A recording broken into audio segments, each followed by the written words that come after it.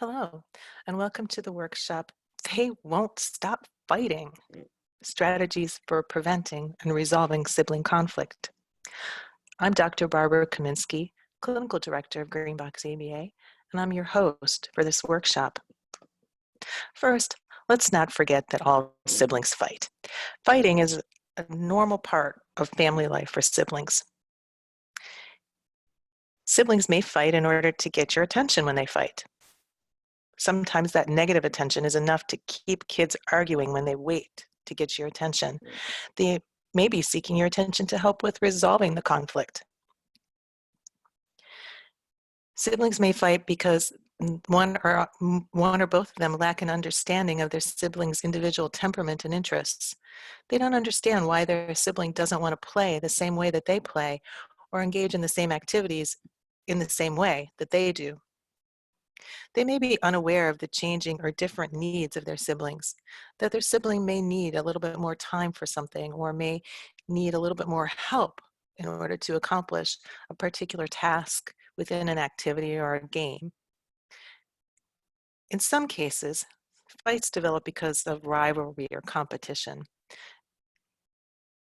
If a child feels like they are in constant competition with their sibling, then that can lead to just general conflict, and then more specifically to sibling fights.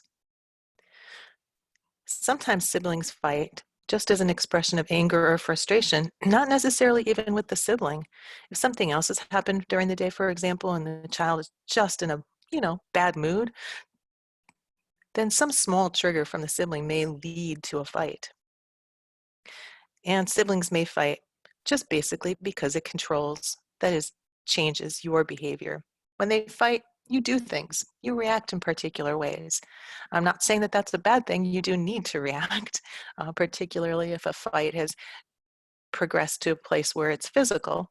But the fact is that sometimes siblings fight in order to get a reaction. And yes, we respond, we react. Sometimes we immediately end the argument. Other times we'll jump in and solve it for them.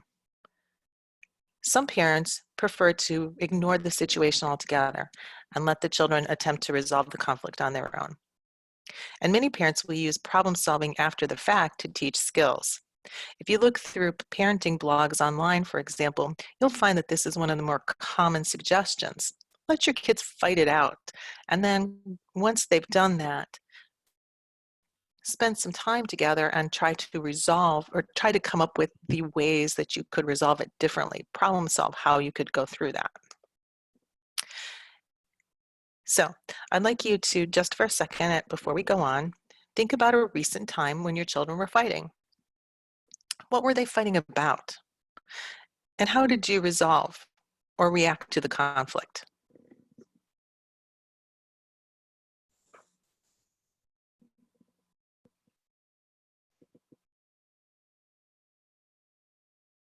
Okay, got a recent incident in your brain? Let's move on. If you look to the internet for help on how to resolve conflict between siblings, you'll find that there are many articles and blogs about using conflict resolution strategies, and those usually involve teaching kids problem solving. So do those things help?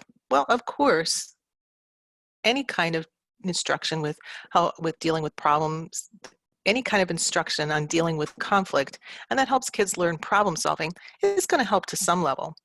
But should we be using them? Well, in our case, if one or more of our children have autism, the approach may need to be different. For one thing, the reasons for the conflicts may be different. Your child may have challenges with skills that make conflicts with siblings more likely or more difficult to resolve. Your child may have sharing issues, frustration with play, and just general play skills deficits. Social emotional development issues, such as difficulty with taking perspective or understanding how other people are feeling and what they're reacting to. Reading social cues, reading emotions in other people, and so forth. Your child may have emotional regulation challenges. They may find that you may find that they are triggered by things that don't trigger some other children, that their reactions are bigger or longer or more difficult to de-escalate than you would expect to be the case. And they may have difficulty expressing and communicating their needs. For example, they may have a hard time just expressing that they need some quiet time. Adults have tools and strategies for helping kids through those situations. Siblings, well, that's a different story. Siblings don't necessarily have any idea how to help their sibling deal with frustration that they're having with play, or they may not understand why their sibling has a particular play script that they need to follow through on, and so forth. If our children have any of these kinds of social skills deficits, play deficits, social emotional deficits that we're aware of in terms of their interactions with peers, then we have to also assume that they're going to have those same problems when interacting with their siblings. Just because they live in close proximity to the sibling and interact with them all the time doesn't mean that those social skills problems are going to go away. And in fact, because they're spending more time with those siblings, it can actually make things a little bit worse. So let's pause again. And for that recent conflict that you thought about, what were some of the triggers that may have been related to your child's challenges resulting from being diagnosed with autism?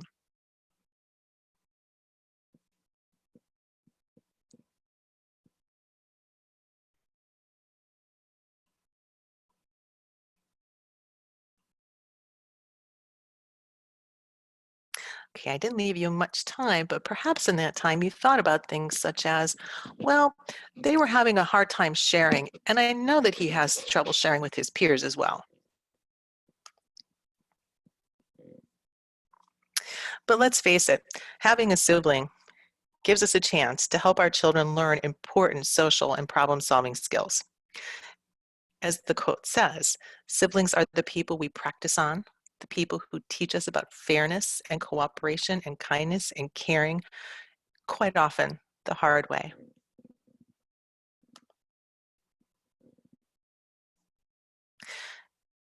So we're going to spend the rest of the workshop talking about some of the strategies that we can use to increase peace within our household. The first set of strategies are ones that are focused on decreasing conflict. That is, decreasing the amount of fighting that happens by engaging in some preemptive sort of strategies. The second half will deal with some strategies for resolving conflicts once they do occur. So let's start with strategies to decrease fighting.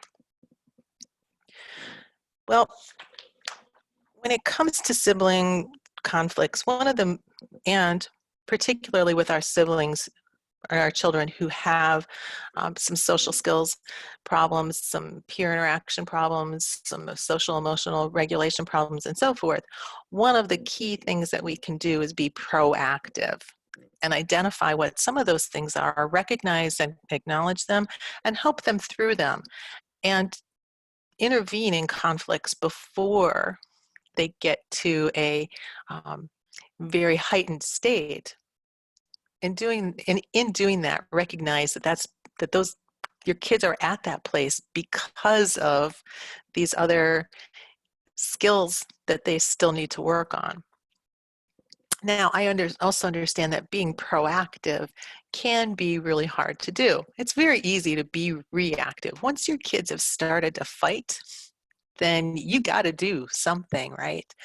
And being proactive means being a little bit more attuned to where your children are, whether they're starting to get into conflict, keeping a little bit of a closer eye on things. And that, I understand, can be very difficult, especially when you're multitasking, when you have so many other things to do. This workshop is being recorded during the stay-at-home orders and restricted activities that have occurred as a result of the pandemic. So many people are finding them, many families are finding themselves in a situation where they have to work from home while also be in-home teacher and manage a household and so forth. So I do understand that those things make it difficult to engage in proactive strategies. At the same time, if you feel like I don't have time to engage in proactive strategies because I'm spending a lot of time dealing with my siblings having fights and resolving their conflicts, then I'm going to suggest to you that if you pick one or two of these proactive things to work on, what will eventually happen is that your time will be able to shift. You'll be able to spend more time doing proactive things because you'll be spending less time resolving the conflicts, calming people down, and working through all of the problems that come as the result of siblings fighting. Well, the first thing that we're going to want to do is learn a little bit more about why sibling conflicts are happening for our particular set of siblings.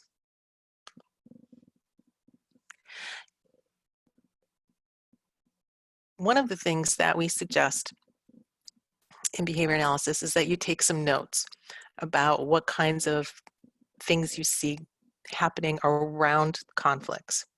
What seems to cause each fight? What does each child do during their conflict? And what does that fighting behavior really look like? Also importantly, what ends the fight? How does it get resolved? Do they resolve it on their own? Do they get separated and sent to separate spaces? Do they talk, do they themselves, or do you help them talk through resolutions, and so forth? And then what are things like after the fight? If they were fighting over a particular toy, for example, does one of them get it? Does neither of them get it? Does one or both of them get an opportunity to go do something else? Those kinds of things. So just take notes and about what happens in the conflicts. And then start to look for patterns. For example, you may find that the same sorts of things are triggering their conflicts on a regular basis. It's when they're playing together, when they are trying to share toys, when they've been playing together for a long time, when they can't agree on a particular activity, and so forth. But you're going to start to see some patterns. Not every conflict is going to be caused by the same thing, right? But you will start to see some patterns in one or more things that they seem to be fighting about. If you've ever taken what's called ABC data as a part of ABA therapy, this is roughly similar to that. You're jotting down and keeping track for yourself of the things that are involved in the conflict situation.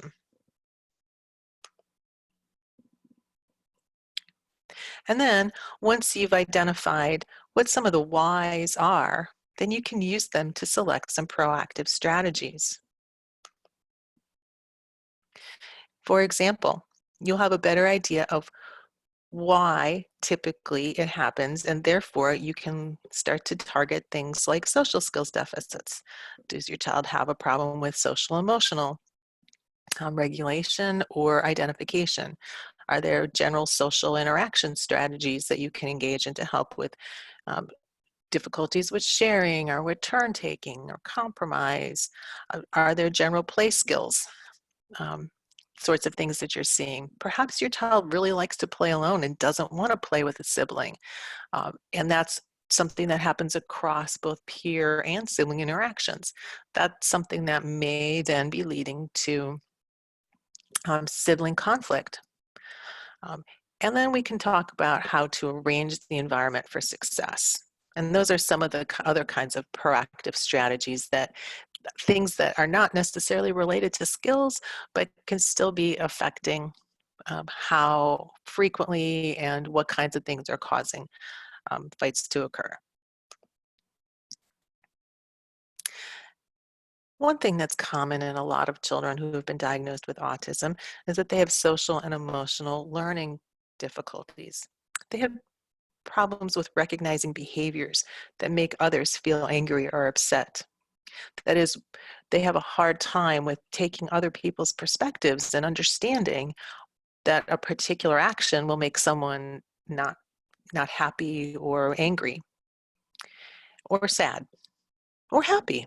They just, generally speaking, have many of our children have difficulty with taking the place of others and seeing how behaviors affect them.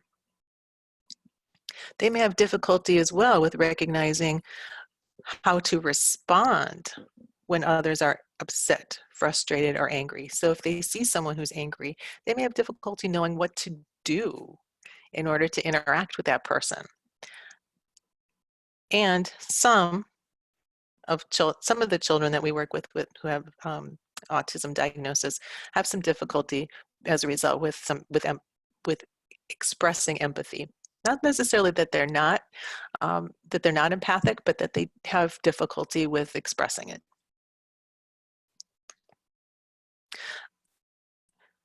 I want to also remind you that social problem solving, okay, so that's kind of strategy that's often um, talked about on the parent blogs, and it as are put forth as a awesome way to reduce sibling conflict, actually falls fairly high up in the social emotional stages of development. And if there are any kinds of things that your child still needs to work on in the steps below that, it's going to make it very difficult to engage in the social problem solving once a conflict does occur. So it's just another one of those reasons why it's a good idea to spend some time on proactive strategies and to intervene before conflicts get too heated. So again, take a quick pause and think, does your child have social emotional challenges? Do they have difficulty with taking others' perspectives? Difficulty recognizing emotions? What kind of responses do they have to social cues? And so forth.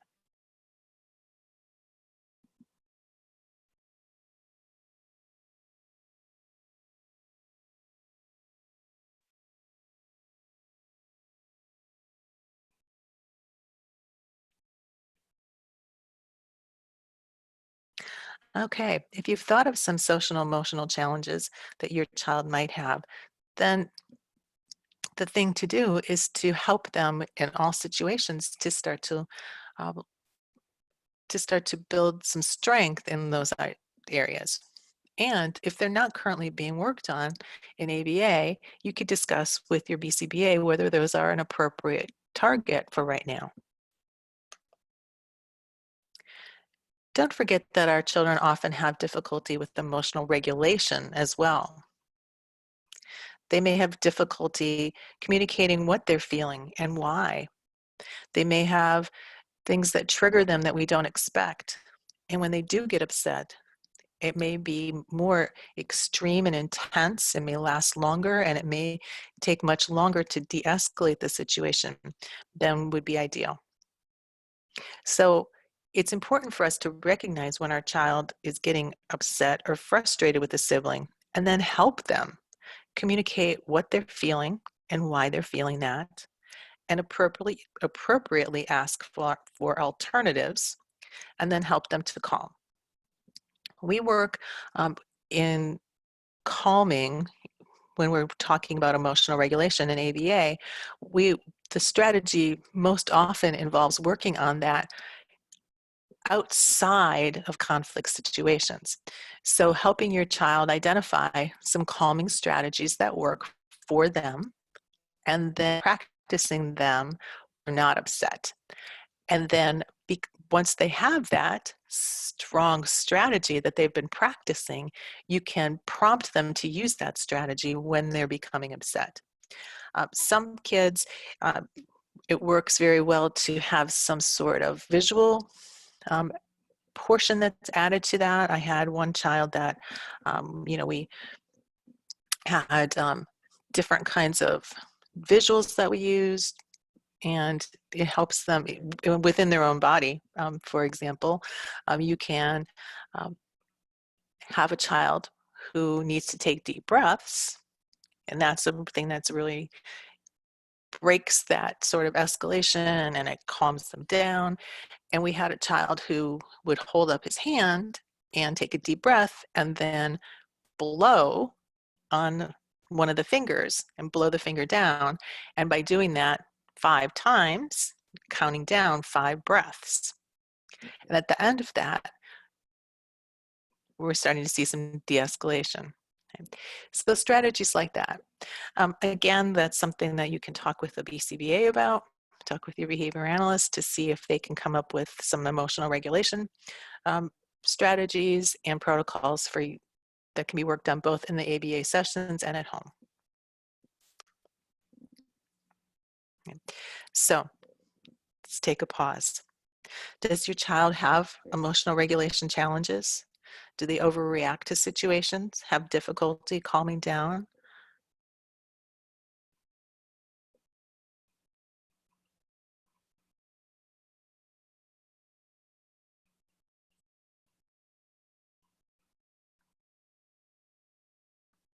And now that you've thought that through, think about some of the possible calming strategies that you could use.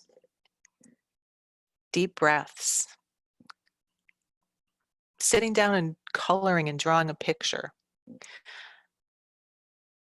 some relaxation techniques, such as progressive relaxation, meditation and yoga. There's many, many options. And again, your behavior analyst can help you identify some of those. What's important, I want to just say before I forget and before I move on, that whatever strategy is selected, the child should be a part of that strategy selection. It should be something that is comfortable for them and something that really actually does help to calm things down. The next area we're going to talk about is social play. Many times sibling conflicts are a result of difficulties that arise during social play. Your child may have some difficulties with sharing and compromise. They may have some rigidities in how they play. So once they've begun a play script, for example, it has to play out the same way. Or they always want to play certain things, certain games, certain different kinds of, if they're building it, they always have to build the same thing, that kind of rigidity in the play. The sibling becomes involved, and suddenly what you have is a situation where sibling wants to move the play in a different direction, for example. They want to have more input on what's being played and how it's being played. They want to play with a toy that the other child is playing with. They want their turn. All those things can cause conflict, and I'm sure that you've seen them. Those sorts of things cause conflict. So what can we do? Oh, sorry about that. Missed this slide. So there may be different levels of social play skills. Their siblings, the behaviors that your child engages in may be confusing or frustrating to the other sibling. They don't understand why there's difficulty with sharing. They don't understand why the play has to proceed in a particular way. Your child may not recognize social cues that the sibling is presenting, so that they don't see that the sibling is getting upset during play. Those are some of the challenges that can occur during the play situation. So what can you do? Well, one of the first things that you're going to want to do is find some activities that they can do together.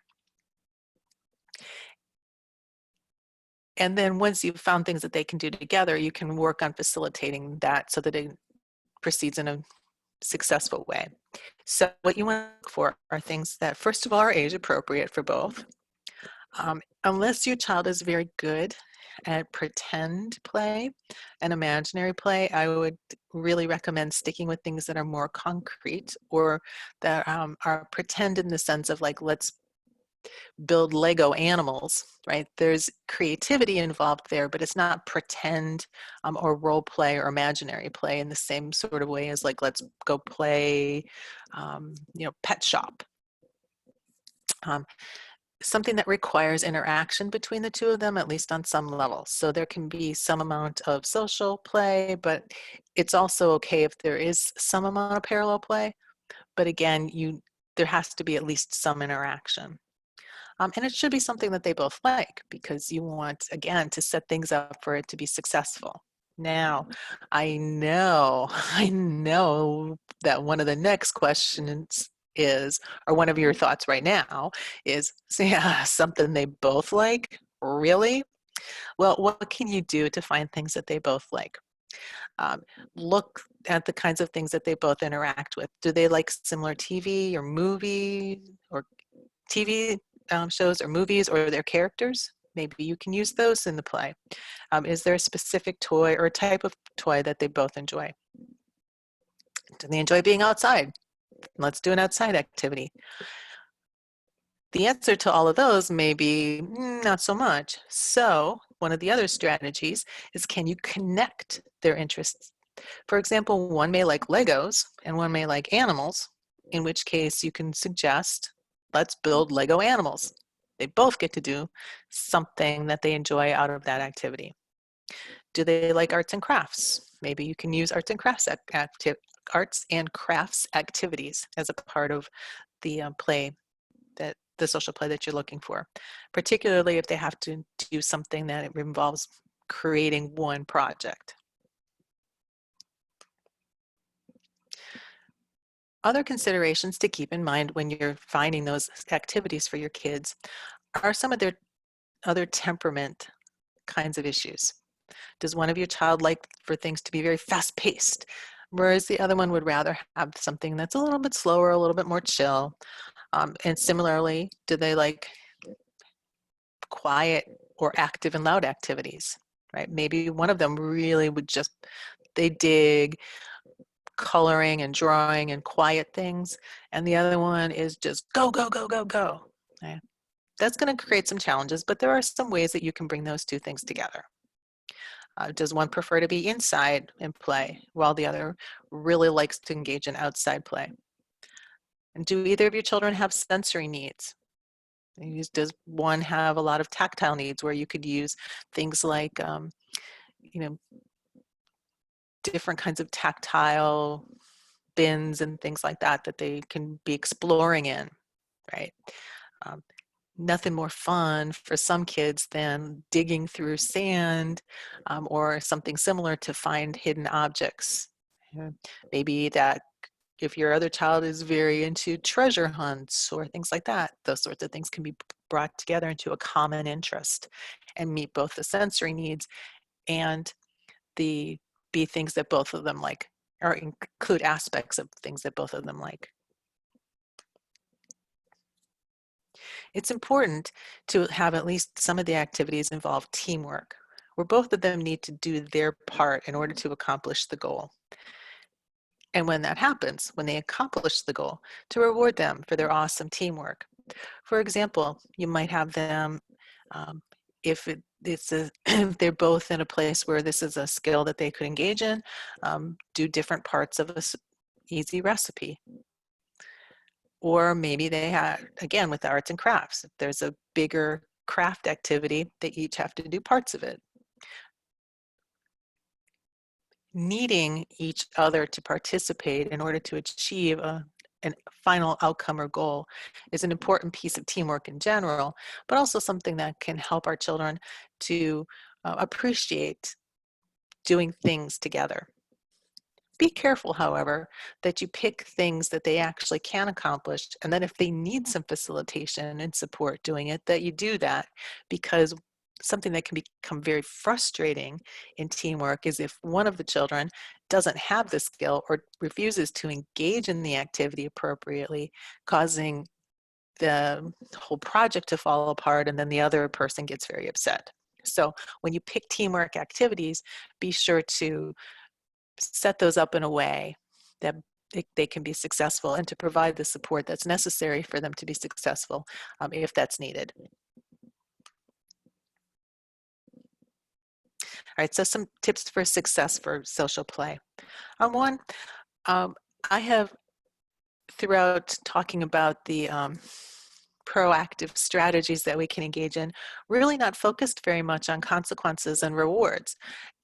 But it is also, and I wouldn't be a behavior analyst if I didn't tell you that it's a good thing to reward the behaviors that you see that you like and that you want to occur more of. So if your children are engaging in good social play, to go ahead and reinforce and reward that. It's also okay to start small with easy games or not too long of interactions. Sometimes the problems that we see occur because our children are engaging with each other for too long. They're just kind of done, especially if a child really prefers solitary play and now they're playing for a long time and they don't really know how to exit that play situation. For our children who have um, for our children who really respond well to things like schedules and timers, we could communicate our expectations to them through those means. So if we want them to play together for a short amount of time, we can set a timer and say, this is playtime with your sibling. And then when the timer goes off, then you give them the option. Would you like to keep playing or do you want to do something else? But it gives them some predictability. It gives them some expectation of what's going to be happening. Be realistic about your expectations in the play. As I've said before, if we know that our children have problems with playing with peers, we shouldn't automatically expect that they're going to be able to play better with siblings than they can with others. Don't expect them to play for too long if it's a new skill. Don't expect them to be able to share with a sibling if they can't share with a school peer or a neighborhood peer. Just set your expectations at a level that will allow them to be successful. Speaking of which, end on success. Don't wait for the children to start fighting. So after you've set them up on some social play, if social play situations typically end in fighting for your children, then why don't you break in a little bit early before they get to that place, especially if you're starting to see some signs that they will. Let them end successfully. Reward the fact that they played together so nicely. And hopefully you'll see more of that in the future. And finally, do provide many opportunities. If you're starting small, very short periods of time, then you can do that multiple times throughout a day because it's short duration. But even if you're not able to do that, the more opportunities that you provide for them to engage in social play in a supported way in particular, the more likely they'll have opportunities to contact success. I have one last tip about play, and that has to do specifically with sharing. One of the things that often happens when children are engaging in conflict over a particular toy that doesn't want to be shared is that we move into a position of forced sharing. We may give the child who had the toy and who is having trouble sharing with the toy some kind of feedback like, well, no, you have to share. It's important to share. Let's give someone else a turn. And then they have to relinquish the toy. That may work at the moment, and there are times in which that can help to facilitate sharing, but what just happens there, right? What our child has learned is that if someone else has asked for something, they have to give it up to them. And that's actually not something that they really wanted to do and they're not happy about. Are there times when that's the appropriate response? Yes. But we also don't want to teach children that they have to relinquish everything that they've been asked for. That's not anything that we want to do as adults, and it certainly shouldn't be something we're expecting of our kids. So instead, what I recommend is planned turn taking, in which you set from the outset You have this amount of time to play with this activity. When it's done, when some determined time at the end, when we get to lunchtime, or when it's time to um, do the next routine or whatever it is, then it's your sibling's turn. You are welcome to share it ahead of time if they ask for it and that's what you want to do, but you don't have to. What does that do? It sets up the expectation for both of them. One child knows that it's their sibling's turn for now, but that they will get a turn later. And the one who has the toy knows I get to have it for this amount of time. I have that expectation. And then, yes, I'll have to relinquish it. But they both learn that there's an opportunity to have that object, that toy that they want to play with, and that they just have to wait for it. Now, waiting, of course, is a whole nother story, but you can start with fairly small amounts of time, just like everything else. And if it really continues to be a problem, check with your BCBA. All right, so let's pause again. Does your child have social play challenges? Do they have difficulty with sharing and compromise? Do they have rigid play? Do they prefer to play alone? Some other kinds of social play challenges?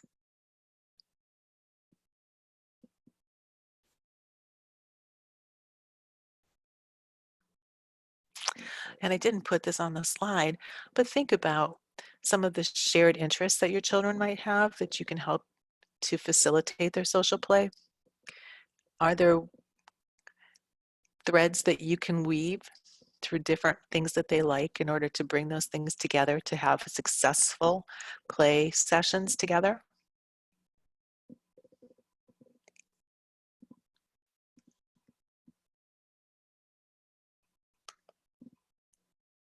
Okay. Use those strategies. Start small. Make sure you have realistic expectations. But if they have play skills challenges, working on them will be one way that could potentially reduce fighting. And now we're going to shift gears just a little bit and talk about different things that we can do to set up the environment for success. One thing that we can do is to provide attention proactively, particularly if we're asking our children to go play while we do something else. One thing that we can do before we ask them to go play is make sure that we give them a little bit of attention ahead of time. This is particularly important if one of the things that you've discovered in that why phase, where you were taking notes to see what seems to trigger and what seems to resolve situations, if one of the things that you found is that they really seem to be working to get your attention, well, one thing you can do is give that away proactively. Now, I know we all pay attention to our kids. That's not what I'm suggesting. That I'm not suggesting that you don't. It's also true that we're very busy, and I'm also aware of that. But sometimes just a little bit of time up front, and it's particularly if we see things starting to happen, giving that attention so that it doesn't escalate, is the way to go. Make sure that your children have personal space. Okay? Make sure that they have a place where they can go to be quiet if they need to. All kids, not just kids with an autism diagnosis, oftentimes just need a place to go and chill and not have to interact with their sibling. And they need to know where that is and how to get there. You might have to help them, you might have to support them and prompt them to use that option, but all kids do need some personal space. And it's also important to identify that personal space for when conflicts do happen. If it's important at that point to separate them, it's good for them to know where they're going to go. And that those things aren't a timeout, that they're just a place where they get to go and chill and calm, and they're not being punished. They're just having their own personal time. Also, finally, make sure that your children aren't hangry or tired. And yes, I wrote hangry on purpose in case you don't know what that means. It's when you're hungry and as a result, you're angry. Things like being hungry not having enough sleep and being tired, having something else that was really not so much fun happen during the day. All those kinds of things can create a situation where we're just a little bit more irritable. It happens to all of us. If you have a bad day, then there's a higher probability that someone's going to do something that's going to just make it worse, right? The same thing happens for our kids. And when that happens, it may be more likely that something a sibling does causes things to escalate and turn into a fight. So making sure that they aren't hungry or tired, or recognizing what kinds of things may be causing them to be more irritable. And in those situations, finding ways for them to resolve that, or if they need to just take a little bit more quiet time, be by themselves, not interact as much with the sibling, giving the sibling instruction to back off, right? Sometimes our siblings just love to go in and and I'm talking about all the siblings, right? And I'm talking about my own siblings. They love to go in and they like go poke a little bit, especially if they know you're a little bit, right? Helping the siblings to not do that as well, so that things don't escalate.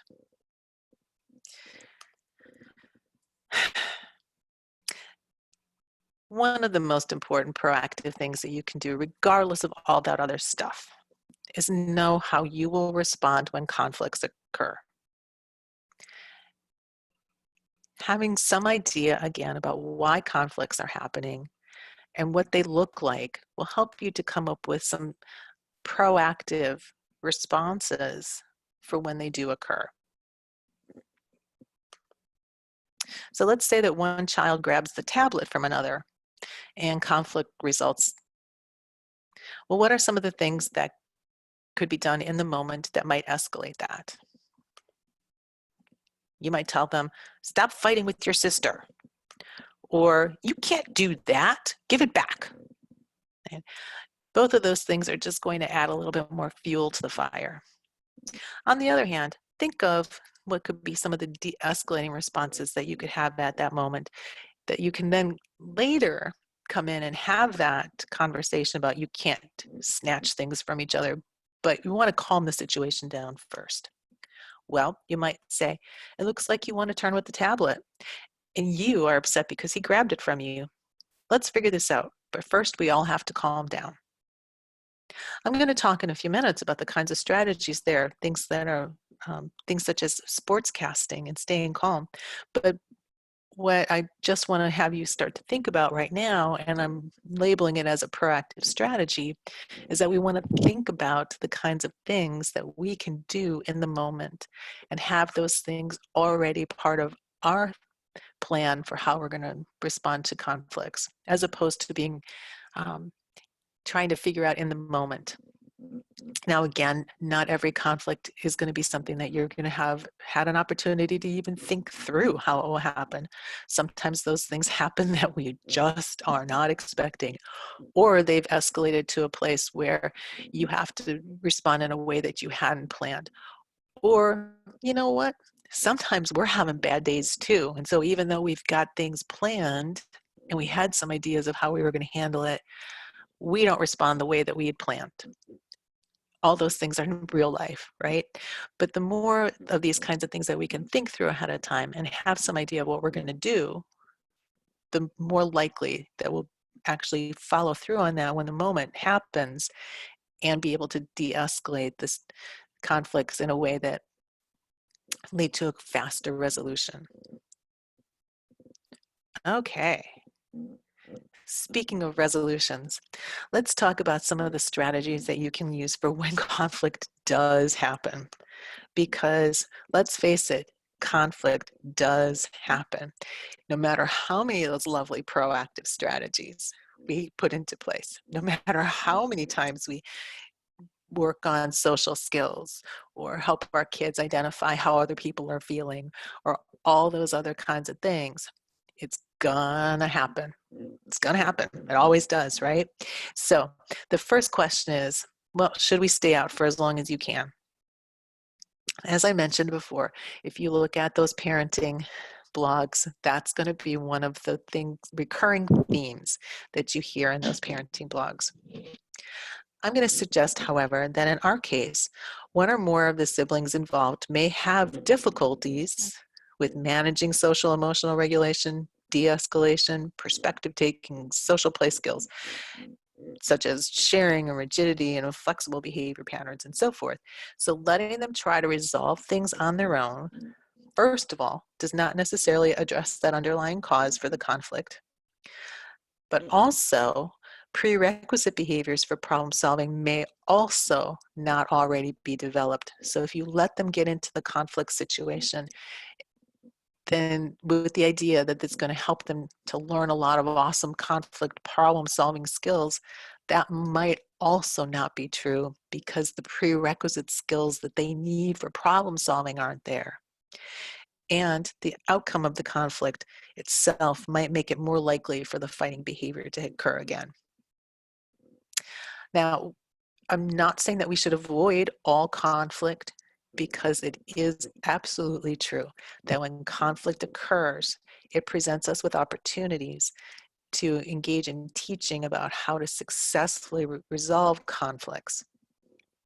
But at the same time, it's really not fair for us to let our children be put in those conflict situations on a repeated basis when those conflicts are happening as a result of difficulties they're having outside of their specific sibling interaction. And it's important for us to look at some of those skills, help them develop them, support them, and have appropriate expectations for their interactions with their siblings so that they don't repeatedly have to go through those conflict situations. Okay. But now let's assume that the conflicts have happened. And like I said, I'm also acknowledging that there are going to be times, no matter what we do, we hit those conflicts. So one of the most important things we can do is recognize the warning signs that a conflict is coming and intervene as early as we can in order to be effective. And we should do that. And that's an effective thing for us to do as long as we use that as an opportunity to address the reasons for the impending conflict. For example, if we teach our child to say, I need some alone time, as opposed to shoving their sibling, which then escalates. So finding those opportunities where we see conflict about to happen and then give them the strategies to not engage in that conflict. And then in those times when it does happen, well, the first thing you need to do is take a breath.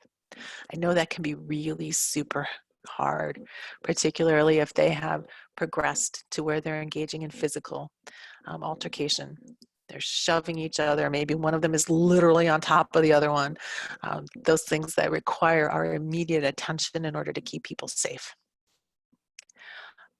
Regardless, one of the most important things that we can do is to help ourselves remain as calm and cool and collected as we can in those situations. And then to keep everyone safe. If physical aggression has occurred or is likely, then we should intervene. Physically separate them into different spaces if that's possible. If they're getting into a physical situation where one is hitting the other one is punching, someone's kicking, literally, like I said, someone's on top of someone else, it may be necessary to have them physically separated. If you've already identified those physical separation places where they're not timeout, they're like chill down places, then it's a little easier for you to say, you go to your place and you go to your place. Give them cute names. Kids love that, right? Like your chill space or your quiet place or whatever you want to call it, whatever they like to call it. If you've already identified that, you can more easily tell them and get them separated into those places. And then do what you need to get people to de-escalate. Each child does have their own way of calming down. And again, if you practice those calming strategies when things are not elevated, it's a little bit easier to put them into practice when they are. Not easy, but easier. Because remember, when we get escalated, it's one of the things that is true for all of us is that we don't like being told to calm down when we're not calm. right? I think there's even a meme about that, right? But if you've already identified some strategies, you can help to calm things down. I also tell therapists, and I tell parents as well, that in that moment, you shouldn't worry about how it's going to potentially impact whether or not behavior occurs again, right? One of the things that therapists will tell me when we're working is like, I'm afraid I'm going to do it wrong, and then it's going to, happen more often. And my response in that situation is, no, you got to do what you got to do in order to de-escalate the situation, to bring it down. If that kind of thing happens a lot, then we want to address it in a very systematic way. And I'm going to say the same to you. If it happens a lot, then you should talk to your behavior analyst about that, and we can talk about ways that can that they can talk to you about some of the strategies and protocols that we can put into place to try and reduce that. But if it's not happening very often, you're definitely in a situation where you need to bring everybody down, calm everybody down, then do that. Do what you got to do in the moment to keep people safe and bring the situation down to a place where everyone can start to work through it.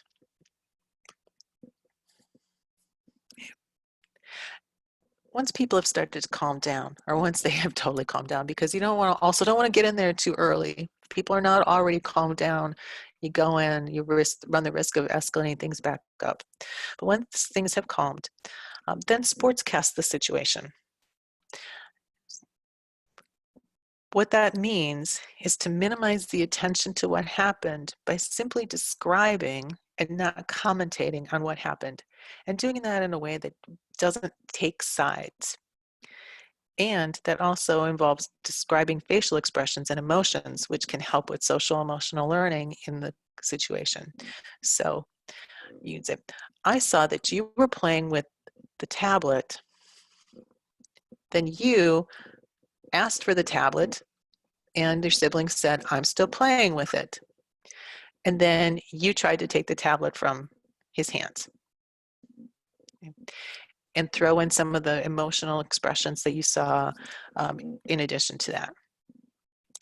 This helps to simply lay out on the table for them what occurred, and gives them a chance at that point to correct that as well. So what you're describing may not be exactly what happened, but you want to be careful when you do let them talk that you encourage the use of I statements rather than blame statements. So I was playing with the iPad. I got upset when she tried to take it from me, right? So you want to stick away from, and then she did blank, and then blah, blah, blah, and then it made me, feeling statements are okay as long as they're not blame statements. They have to do with how I feel about what happened. Some of your children may find that to be a very challenging thing to do, so have your expectations set appropriately and help them with some support and prompting if you need to. Always have a backup plan in place. So if things like with the iPad situation, let's say, you just really need to have some resolution to it. This is a picture of some kids playing rock, paper, scissors in order to figure out a solution and a compromise. Sometimes you have to have that in place as well. Just a backup plan so you know what you're going to do. Okay, well, we are not going to agree on it. You're right, and you're right. The only way we're going to resolve this is with rock, paper, scissors. That's okay to do sometimes. Once you've sort of gone through that sportscasting and unpacking what happened, then you can talk about what you could have done differently in that situation. And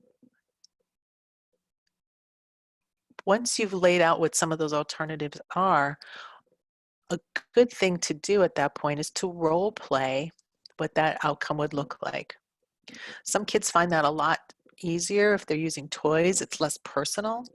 So for example, you've got those little Lego guys, and the little Lego guys are talking to each other instead of the children trying to role play it with each other or even with you. because that's still more personal. There's still more opportunity for there to be some emotional things that happen there. And then to reward good options when they do come up with good options, when they successfully go through that role play. One of the reasons that the role play is a really, really good activity is because it's active, right? It's not just coming up with these words that I could do, but actually giving them the opportunity to practice engaging in that behavior, even if it's in a simulated situation. And then you can provide feedback and reward them for how well they engaged in the role play.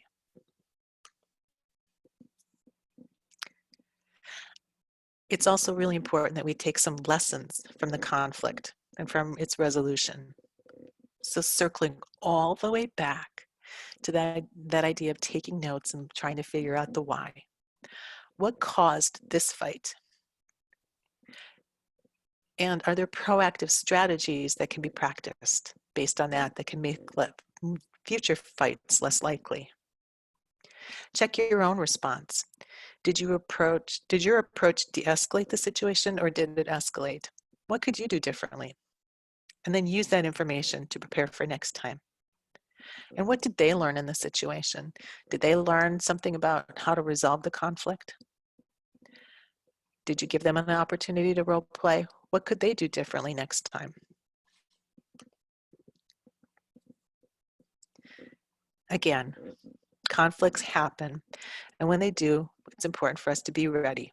It's not possible to eliminate all conflict, but we should recognize when we can do things that will help to prevent it, have some ideas about how we'll respond when it does happen, and learn from each conflict and use those lessons to give our children skills that will make conflicts less likely and easier to resolve when they do happen. Thank you for coming to the workshop today. If you have any questions, feel free to reach out to your BCBA, or you can also contact me at the office. Have a wonderful day.